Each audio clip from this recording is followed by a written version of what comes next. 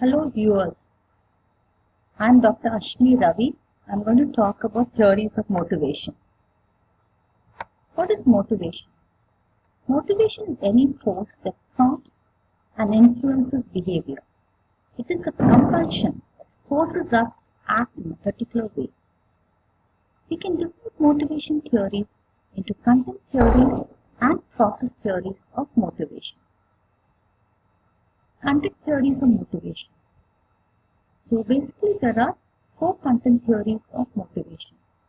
They are Maslow's need hierarchy, Aldorf's ERG theory, Herzberg's theory, and Macmillan's learned needs theory. So this particular slide shows you how they relate to each other. For example, you will see that Aldorf's ERG growth needs corresponds to self-actualization and self-esteem needs in Maslow. Aldorf's relatedness needs corresponds to belongingness in Maslow and hygiene needs in Herzberg. Aldorf's existence needs corresponds to safety and physiological needs in Maslow, and so on. Let's first look at Maslow's need hierarchy. So according to Maslow's need hierarchy, the need hierarchy is in the form of a pyramid. The lowest needs are physiological needs, which are need for food, water, sleep, and so on. When man is satisfied with this, he goes for the higher need, which is safety. Safety would mean job security, physical safety, safety of property and family, and so on. The next one is need for belonging, that is friendship, need to be in a group, need to be in a family, and so on. The next one is esteem needs, where a person wants to satisfy their self-esteem in the form of a big house, a big car, respect from others, respect in society, and so on. When all these needs are satisfied, then man would go in for self-actualization. At least some would. This would mean reaching their maximum potential in the way of being very spontaneous, very creative, and so on. Let's now look at Aldorf's ERG theory.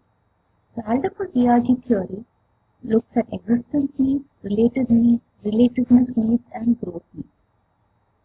So the way in which Aldorf's ERG theory differs from Maslow's theory is that, according to Maslow, when a lower need is satisfied, man progresses to the higher need. Aldorf adds one more thing to what Maslow said, by saying that when man progresses to a higher need, or tries to progress to a higher need and is not able to progress, he gets frustrated and regresses to a lower need. So this is how Aldorf's theory is different from Maslow's theory. And Aldorf also adds that when there is a satisfaction, there is strengthening of the need. So there is a strengthening of need happening when there is a satisfaction of a need. The next one is Macmillan theory. Macmillan talks about three needs: need for achievement, need for affiliation, and need for power.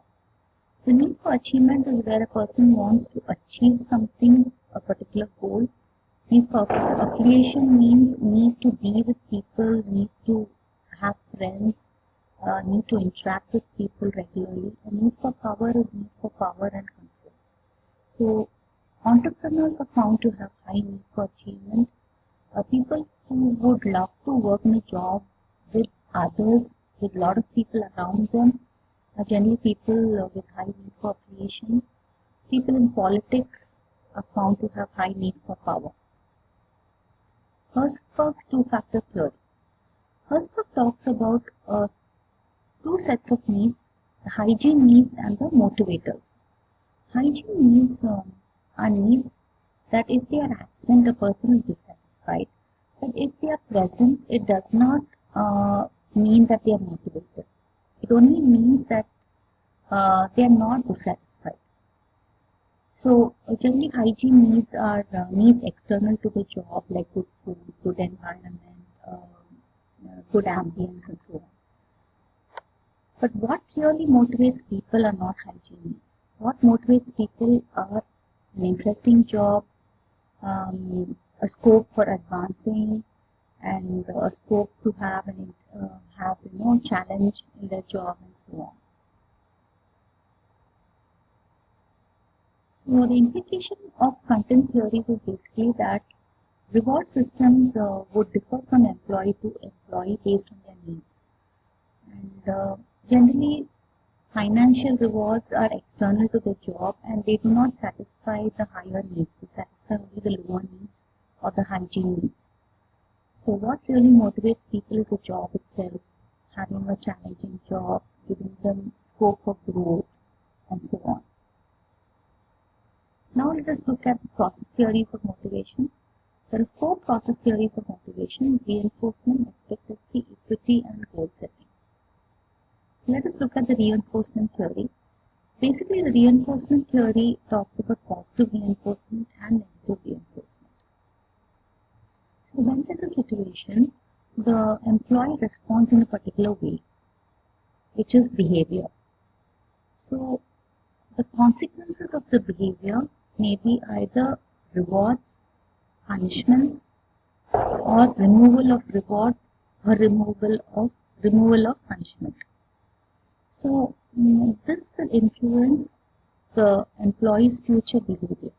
For example, if an employee is rewarded for a behavior or a punishment is removed because of a behavior, he will try to repeat the same behavior. On the other hand, if he is punished for a behavior or a reward is removed for a behavior, he will try to reduce that undesirable behavior.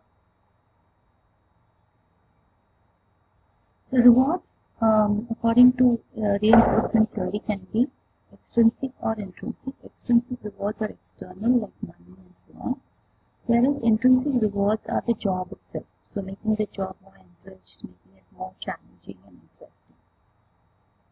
The equity theory. The equity theory basically says that more than what reward a person gets, it's the comparison of a person with other people working around them. So the equity theory says that when people feel they are treated fairly, they will experience equity and will continue to perform. But if they feel they are treated unfairly in comparison with others, they will reduce their performance. So basically, if you look at this slide, you'll find that this diagram will show that there is 2 types of inequity. One is under-reward inequity and the other one is over-reward inequity. Under-reward inequity is when a person feels that they are doing more than what others are doing for the same salary, for example. So when they see that, they will try to reduce their own performance. On the other hand, if you look at over-reward inequity, if an individual feels that another person is getting same salary as him but is performing better than him, then he will try to increase his performance. Now we come to the goal setting theory. Basically, the goal setting theory says that goals are the ones that drive performance and they motivate people. So in order to motivate people, goals need to be very specific. That is, they have to be very clear, not ambiguous. They need to be challenging. That is, they should not be very easy to achieve. They should be a little tough, difficult to achieve. At the same time, not very difficult to achieve. And every time an employee performs, they should be given feedback on their performance. Next is, whenever there's a goal and there's an achievement, it should be followed by reward. Goal should be set with employee participation. That is, the employee should be involved in the goal setting process. And the last thing is, whenever goals are set, the employee should be trained to achieve that goal. That is, he should be given the skills necessary to achieve the goal. Now, goal setting theory also says that goals need to be challenging, as I also mentioned earlier, but not impossible. Because when goals are impossible to achieve, it's found that people are not able to perform. So basically, there are 4 components of a goal: goal difficulty, goal specificity, goal acceptance, and goal commitment. The last theory that we are talking about is the expectancy theory. So expectancy theory talks about 3 issues. One is expectancy, which is will the effort I put in result in performance? The second one is instrumentality, that is, will the performance result in a reward? The last one is balance. Is a reward of sufficient value to motivate the individual? So basically, the expectancy theory says that when a person feels that if they put in the effort, they will get the performance, then only they will put in the effort. Second is, if the person feels that when they perform, they will be given some reward, then only they will perform. The third thing is, whatever reward they get, that value of the reward should be sufficiently motivating. If any of these things are not there, the person will not be motivated. That brings us to the end of our presentation on theories of motivation. Thank you very much.